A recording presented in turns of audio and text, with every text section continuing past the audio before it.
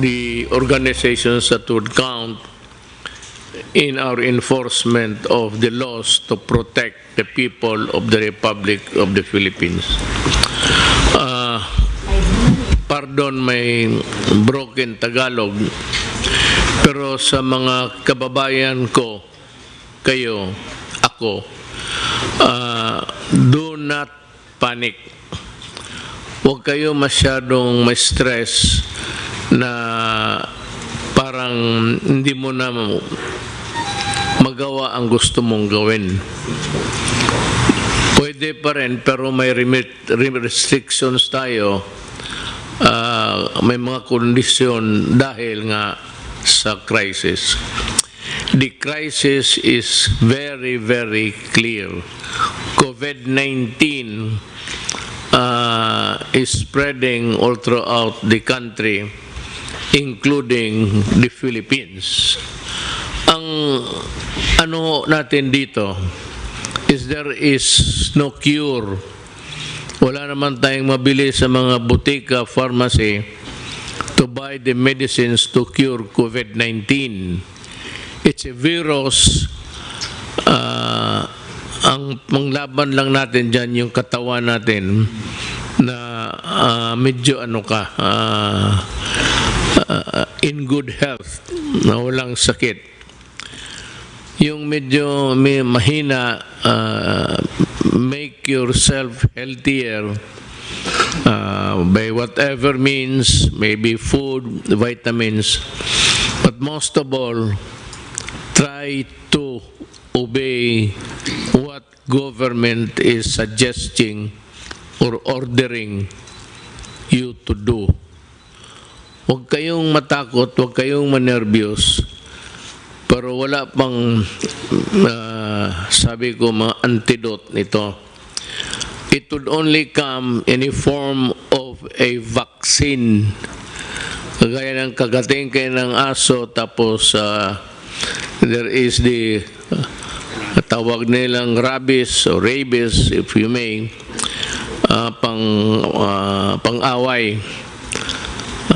Sarili rin niyang it's a form of their germs, mutate lang to fight, to warm our bodies, magbigay ng signal sa katawan natin na merong mga germs na pumapasok sa katawan mo, and the only way to fight it is to yung mga sundalo na tawag nila antibodies, yung pang-away mo sa mga madudumi, mga kagaw, germs, sila yung ma-alert at sila yung papatay ng virus. But until now, wala pa ho yan. So, nandyan na yan. It's a serious one. It is true. Huwag ninyong maliitin. Do not minimize it. I said, but do not kill yourself with worry, because government is doing everything possible to make it at least controllable. But kung kayo po ay mag-cooperate, pag hindi kayo na-cooperate, the problem would start, and it would start with you and end with you pagka ganon.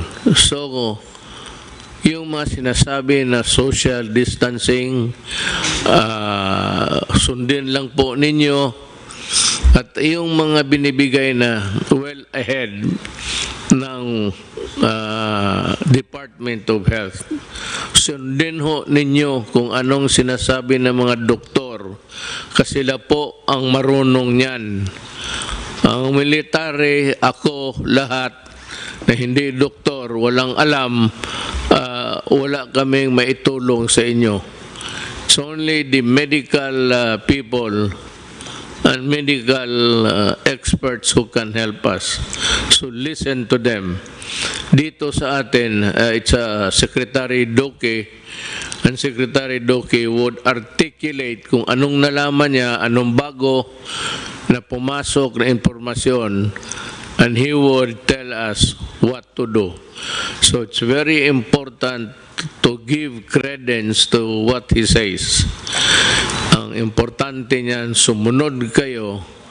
At meron ho kaming itong task force, interagency to, kasali na ang military pati police, kasi kailangan namin ang tulong nila kung sakali man lalala talaga to. Maybe this would create a public disturbance, disorder, but tingin ko hanggang dyan lang naman.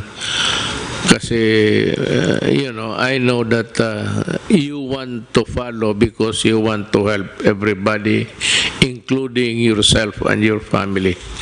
Meron ho kaming resolution ngayon, but maybe I will convert this into an executive order para masunod talaga lahat.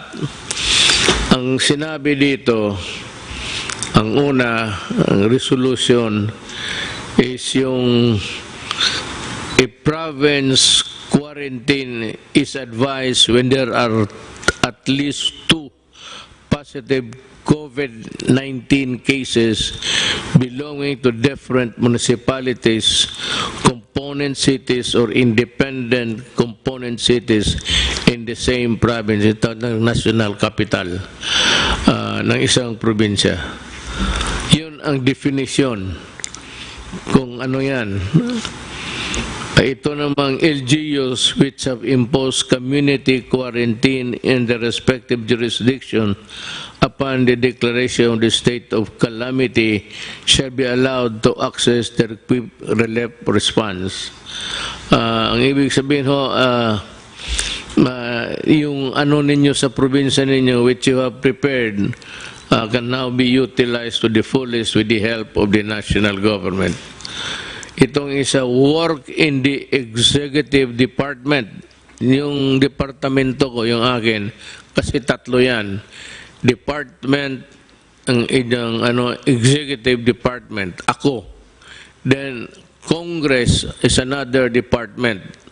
Independent to yan. Hindi kailangan sumunod yan. May sarili sila kung gusto nila. And the other department actually is the judiciary. Magkaiba kami, pero tingin ko, ang mga trabahante sa lahat sa gobyerno na may alam kung anong mga bagay, public works, tourism, nandito sa departamento ko. Yung public health, nandito sa akin, so sila yung inutusan kong mag-aral.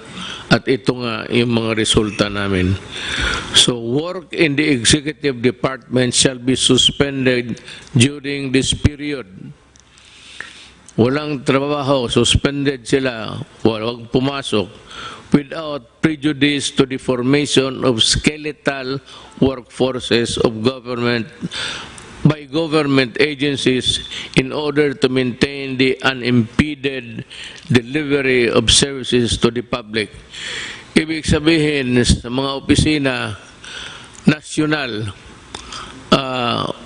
walang trabaho, pero may mga skeletal, yung mga few employees, volunteer or selected, na sila ang muna command the fort, ika nga, sila yung papatakbo ng departamento, but with a reduced workforce. Ito namang flexible work arrangement shall likewise be encouraged in the private sector. The Department of Labor and Employment and the Department of Trade and Industry shall issue guidelines to safeguard the welfare of workers. All manufacturing, retail, and service establishments are advised to remain in operation during said period. provided that strict social distancing measures are required to be observed by the respective management. Ibig kong sabihin sa privado, labas sa gobyerno, ang trabaho tuloy-tuloy, pero ganun rin, reduce, ang skeletal pa, medyo ano lang, yung pinili lang, at yung mga sakit, magtatrabaho sila, but ang may-ari ng factory o anong klaseng negosyo mo, warehouse, see to it that they are taken care of by their mga management. Huwag ninyong hayaan ang mga trabahante ninyo. Mass public transports, including the light rail transits, the metro rail transit, and the Philippine National Railways shall continue in operation. Tuloy-tuloy ho ang trabaho ninyo, provided the Department of Transportation shall issue guidelines to ensure social distancing in said public transport. Ibig sabihin, tuloy-tuloy ang trabaho ninyo, pero ang social distancing, yung distansya mo to the other fellow, medyo malayo. Kasi pag nag-ubo siya, o umatching, at least yung germs niya hanggang doon lang, hindi niya maipasa because there is the distance. Kaya it behooves upon the transportation department to come up with the guidelines based on what the health department orders. Lahat dito po, ang pinaka-importante, pinakatigas, ika nga, ang Department of Health. Kung ano man ang gagawin natin, kung anong iutos nila para sa atin, susundin talaga natin. Hindi ako, kung hindi si Dr. Duque ng DOH. Land, domestic air and domestic sea travel to and from Metro Manila shall be suspended beginning 15/2020, March 15, 2020, and to end on April 14, 2020 sa alas 12, subject to the daily review by the Interagency Task Force.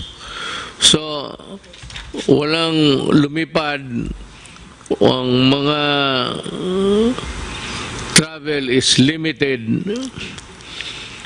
pero itong mga railways sa baba, okay yan. At the same time, observe again social distancing. Pero sa aeroplano po, beginning March 15, 2020, March 13 tayo ngayon? 12. Oh. March 15, midnight, from, it takes its force and effect. So, tandaan ho ninyo yan. Pero subject again to review day to day. Tingnan namin kung ano ang nangyayari. Kung if there is a slowdown in the contagion or ganun yan medyo mawala lang ng kanya. That is the history of itong mga sakit na ito. They come and go in every 2 or 3 generations. Meron talagang problema na itong binigay sa atin at wala tayong magawa. Bro, yung first page, sabi niya, kapagkasa lang ulit. Mas important. Pala siya.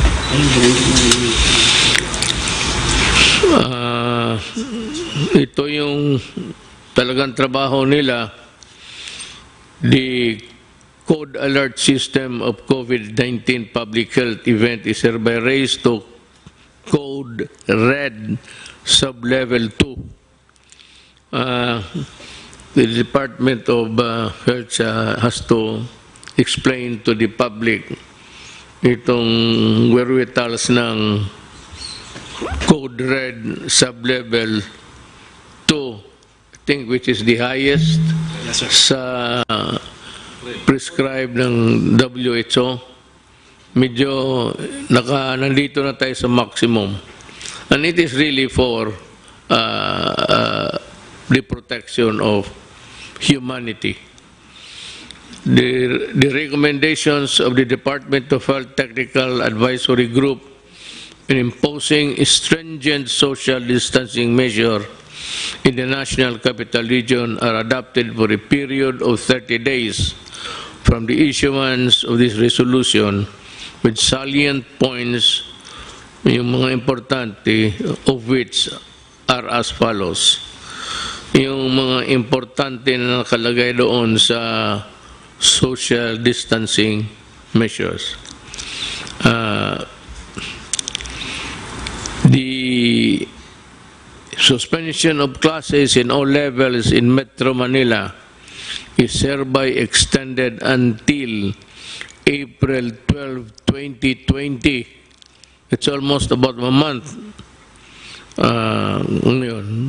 So walang klase, pwede kayong magbakasyon dyan lang sa bahay.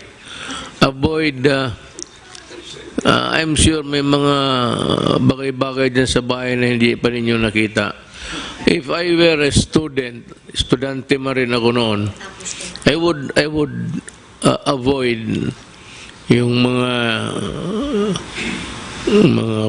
bar, ano dyan, mga nightclub, maraming tao, where people congregate, tapos nandyan malapit kayo.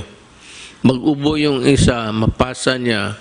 Pag nakuha mo, nag-ubo ka, pasa mo rin doon sa kabila.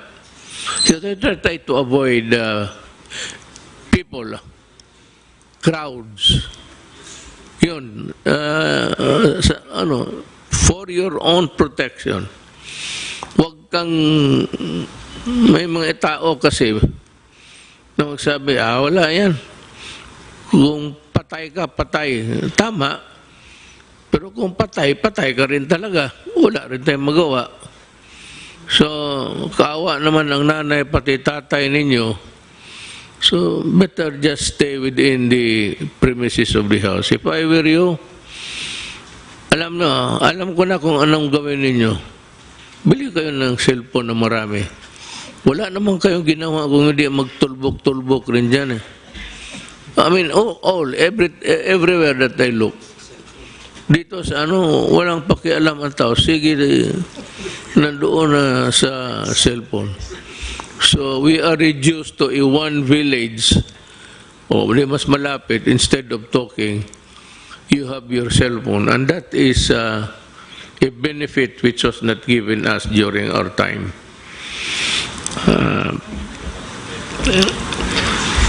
Number one, the suspension of classes in all levels in Metro Manila is hereby extended until 2020, provided that all students shall continue to fulfill their educational requirements during said period. Anong ibig sabihin? Kung wala kang magawa, sabi ng gobyerno, mag-aral ka. Pero ito, hindi ko inaasahan susunod din ninyo. Ang sigurado ako, yung kamay ninyo, nandyan sa cellphone yan, instead of studying. I'm sure of it. But for you guys who really want to improve your lot, you better make use of the time to study. Because, alam mo, mga anak, kayo mga bata, kayo yung mamatay na hindi makalabas ng bahay. Then you make all sorts of excuses. But there will be truant officers. Alam mo yung truant? Yes, it's an American practice. Pag makita ka sa labas, pasakay sa palaboy-laboy ka lang dyan, wala kang ginagawa, sisigaw-sigaw kayo, lalapitan kayo ng pulis pati military, tatanungin kayo, then you have a problem. Pag sinabi mo na wala, nandito lang kami sa labas, then maybe if you are arrogant, nadadalhin ka sa stasyon for record purposes. That you are disobeying, that you are intransigent, and that you are not fulfilling your duty. Alam mo, baski na walang, there are a set of rules governing the responsibilities of a Filipino citizen. Baka hindi nyo alam yan. Meron yan. So, you have duties to perform also. Avoid trouble with the law, avoid trouble with anybody, just in the meantime follow. Better just stay home and study. That is my advice. Pero kung ayaw ninyong sundin, you stick with your cellphone, ang gagraduate niyan, ang cellphone mo, hindi ikaw. Wala tayong magawa.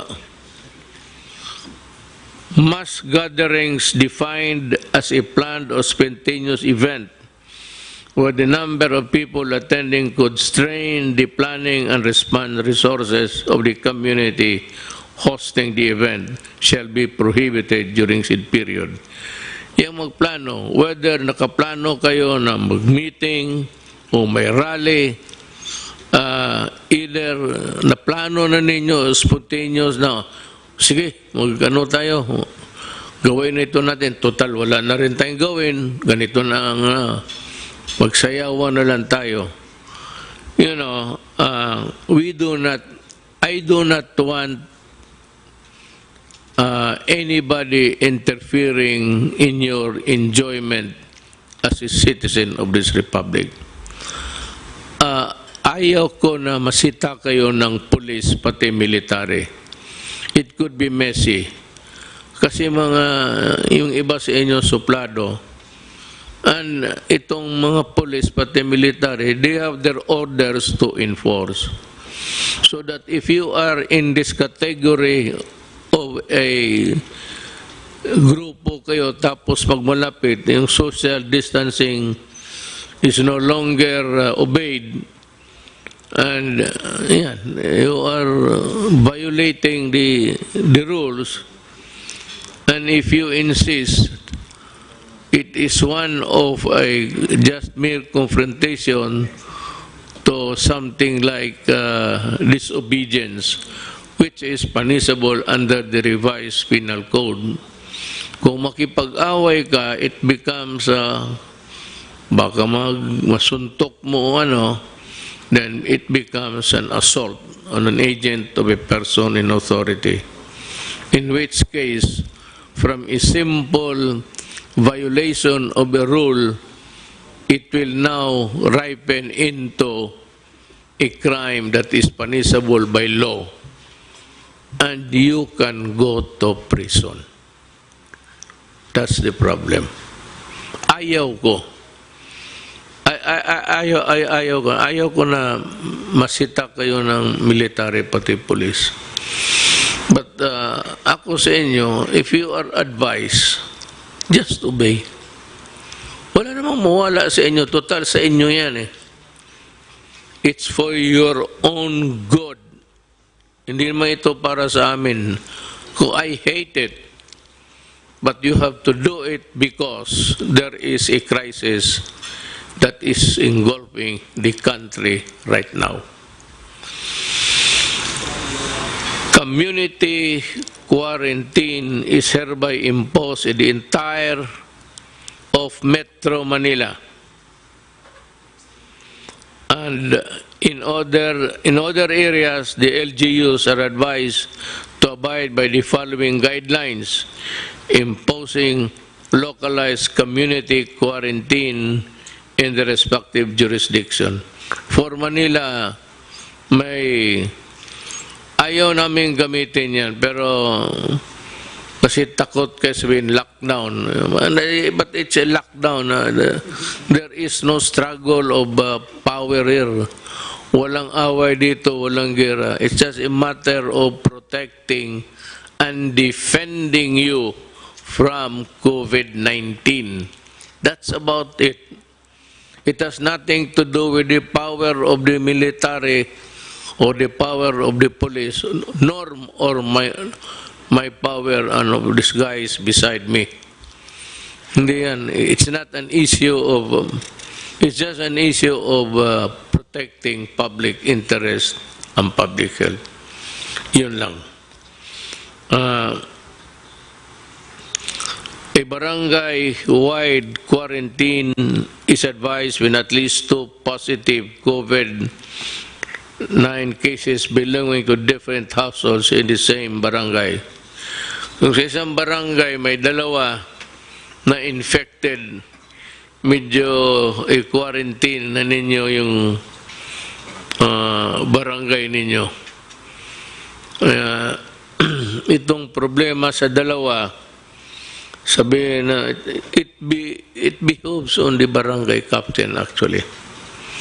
The barangay captain is under the administrative code is a person in authority. That's why kung makipagsuntukan ka ng barangay captain because he is enforcing the law o awayin mo, pareho ang kasalanan mo kung lumaban ka sa pulis or sa person in authority. Mabigat ang barangay captain and teachers also. Teachers, because of the nature of their work, are persons in authority because they are made so by the law itself to give them the stature in relation to the work of trying to mold and teach the Filipino students. Kaya ang teacher rin, kung utosan ka, sunod ka, pareho sa barangay captain. Now, if the barangay captain would ask the teachers to help in the enforcement, you better obey. Because they are in the exercise of teaching the persons there of the barangay of the dangers is part of their work. Then you have the municipality, citywide quarantine is advised when at least 2 positive COVID-19 cases belonging to different barangays in the same municipality. Kung sa munisipyo kayo, tapos isang barangay dyan, may 2 na tinamaan ng COVID-19, diagnosed to have COVID-19 infection, magka-quarantine na rin kayo. And, you know, before I forget, wala tayong, I do not have enough soldiers and policemen to cover all over every inch of the country. Kulang ako. Meron ako na magamit ko ang barangay captain.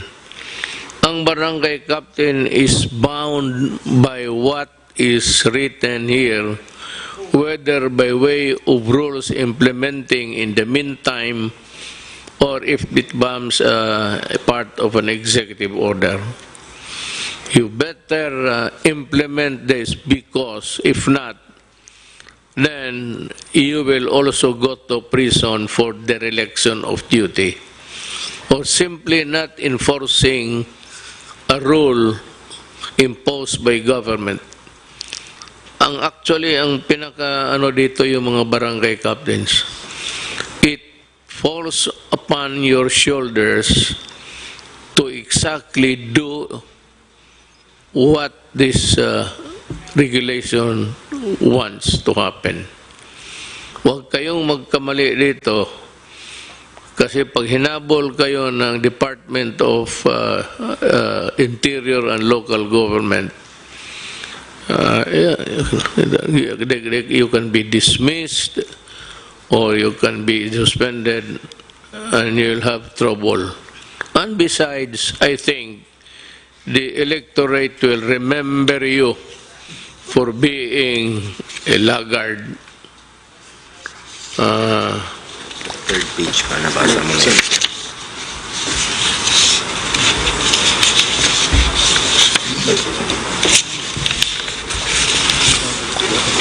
Sir.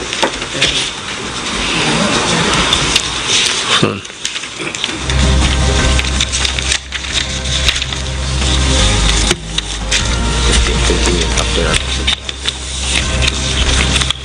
Kita mo si Senator Go. Siya lang ang working hard talaga.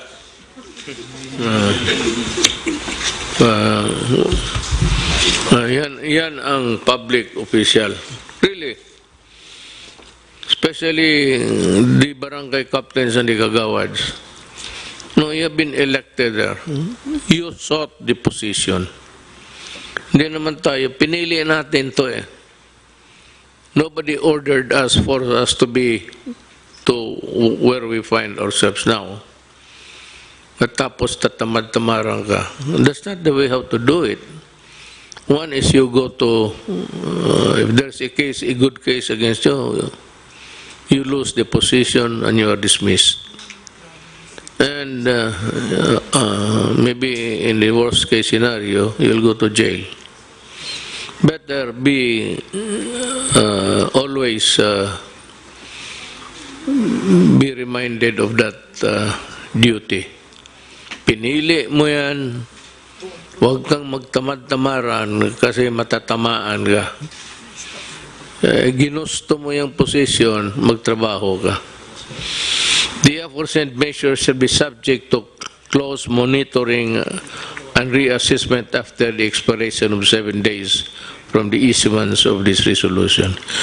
You know, we will review. I have imposed upon the cabinet members and the entire members of this task force to be present every day. I know that it is hard for them. It is really an imposition. It's quite maybe a burden, but ganun rin ang sinabi ko sa kanila. Nandito tayo sa gobyerno. You choose to be a part of government, and there is a crisis with no solution in sight. Walang solution unless there is a vaccine by the grace of God na may mamakita o maimbento ng ating mga scientists. It could be the Philippines for all you know. But I'm just telling you what you're supposed to do. Ang isa is the LGU outside of the National Capital Region, yung labas ng Metro Manila, are advised to exercise sound discretion in suspending classes in the respective localities without prejudice to a determination by the national government to suspend classes if the situation so warrants. So, ang LGUs, may kunting leeway, and just a little elbow room para makagalaw kayo to respond to the crisis in the community. But it does not allow you to suspend classes on trivial and for, stupid reasons. It is only done because you have to protect them from the COVID-19. Yan lang talaga. Do not do it just to please everybody. Or sa bagay, I have I have full faith and confidence in our supervisors, teachers. I'm just saying that please do not do it the way others would want it to happen. Mas maganda yung walang klase, walang ganon. Wag mong gawin yan because in the following statements, the Philippine National Police and the Armed Forces of the Philippines, in coordination of the Interagency Task Force, shall be called upon to ensure effective and orderly implementation of the above measures. Hindi ito martial law. It is not a martial law. It's not even something extraordinary.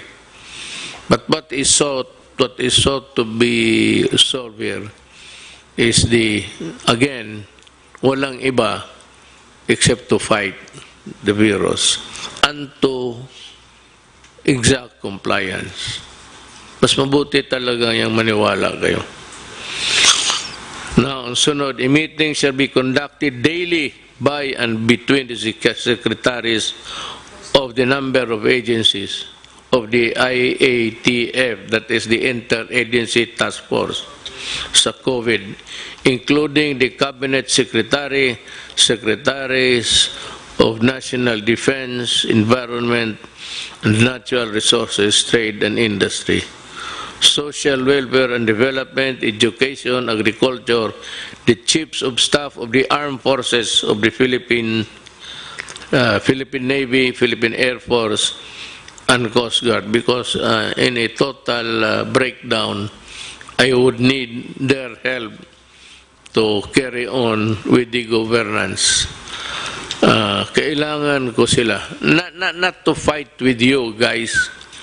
Huwag kayong matakot sa sundalo ninyo. Sundalo ninyo yan. Ang armed forces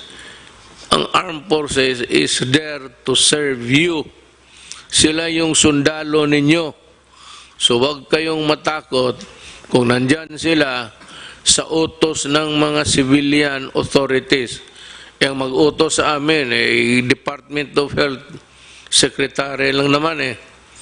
So, but when he says to the military and the police, you have to implement this, obey them because they have the imprimatur of the civilian authorities. Huwag kayong do not try to play with martial law, military, and then.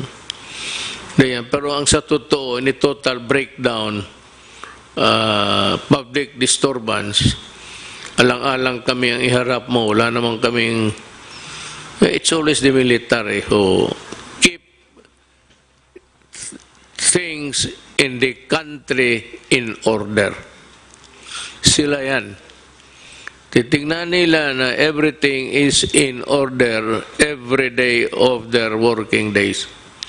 Tingnan nila na ang Pilipinas safe at gumagana ang lahat ng mga tao, pati mga opisina. The balik manggagawa overseas Filipino workers shall be allowed to travel to mainland China except to Hubei province upon execution of a declaration signifying their knowledge and understanding of the risk involved, provided that the health advisory pamphlet shall be handed out to the OFW upon departure. Hindi nga eh. Not only pamphlet, baka hindi mo basahin.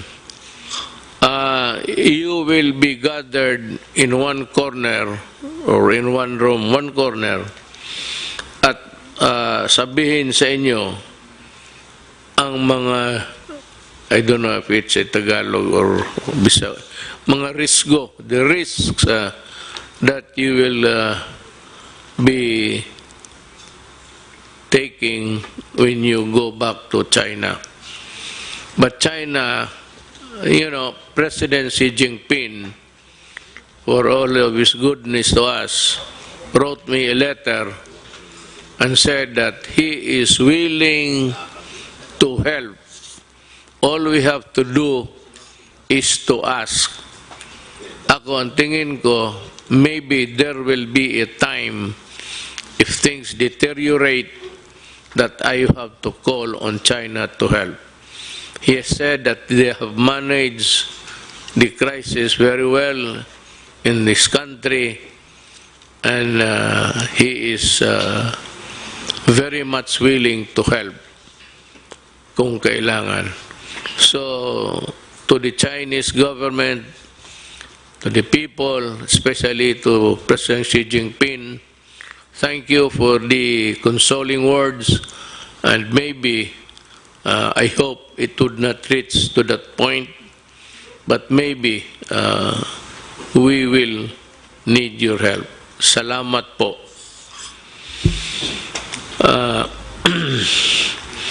The entry travel restriction shall be imposed upon those traveling from countries with localized COVID-19 transmission, except for Filipino citizens, including their foreign spouse and children, if any. Holders of permanent resident visa, remember, Filipino, walang problema. Holders of permanent resident visa and holders of diplomatic visas issued by the Philippine government. Yung travel dito ang gustong pumunta, hindi tatanggapin, lalo na kung yung bayan nila has ordered a restriction sa travel.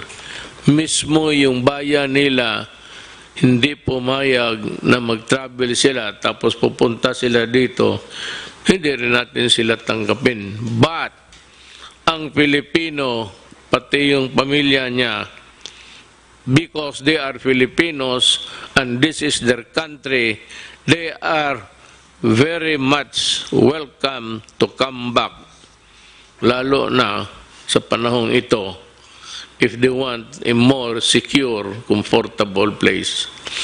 Now, with regards to itong mga diplomat, hindi naman kailangan papasukin yan sila. Total, kung sabihin lang rin sa kanila, huwag kayong lumabas dyan sa embassy ninyo. Huwag kayo magpasyal-pasyal, dyan lang kayo. Kasi baka kayo pa magdala ng sakit ng ulo sa aking bayan. I don't mind Filipinos giving me a headache, but I certainly do not want anybody other than Filipinos to be giving me headaches. So yan ang yun ho ang maibigay ko sa inyo na payo. You might, sometimes it's a convoluted thing to listen, pabalik-balik. Ang simple lang yan. The purpose to protect and defend you from what? From COVID-19. Then what is the purpose of government? The purpose of government is see to it that things are in order. To do that, if things deteriorate, I said, the military and the police will maintain order. Kaya nga tawag niyan, peace and order. There has to be a peace, and that peace, nakalagay na, orderly. There must be order in the country, and that is all. The purpose is to, I said, guard your well. Sumunod lang tayo, lahat ng bayan ng buong mundo nauna pa sa atin. Tayo tinitignan lang kasi mabilis sa kanila. In Italy, it's 1,000 a day sila ang pasa ng contagion. Dito sa atin, medyo maliit pa. Pero numbers in a crisis can be, cruel. But overnight, makita mo, meron ng talagang mabilis na. So what we are trying to control is people with COVID, tapos yung ilayo natin yung healthy ones, sila yung i-target natin, not for anything but for their own good. They will be asked to maybe go to the hospital and seek treatment. Yung mga test ng test diyan sa para sa kung may infection ka o hindi. Libre yan. Libre, no? Libre, walang bayad. Kung wag naman kung healthy ka, no need. But if you are experiencing ubo, itong ano na ubo, tapos pag ubo mo, masakit yung likod mo, the lungs.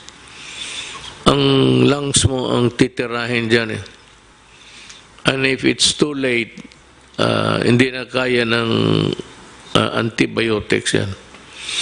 It starts with a virus. The virus weakens your body. And it weakens your body, lahat na papasok, then it will kill you. Putang ina itong virus na ito, walang ginawa ganun. Papasok sa katawan mo yan, just like AIDS, makes you weak, then it allows other germs to come into your body, and you get sick, usually pneumonia yan.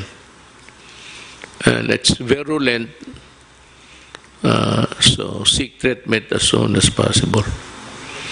But we are here to serve you, and every day we are meeting and in contact with the rest of the country. Meron tayong struktura. The structure really, people are asking, what is your preparation? What's the structure? My God, yung structure natin is itong health. Meron yan silang regional all over. Then meron yung city health, provincial health. But yung national, yun yung mga regional health centers. They are already well equipped and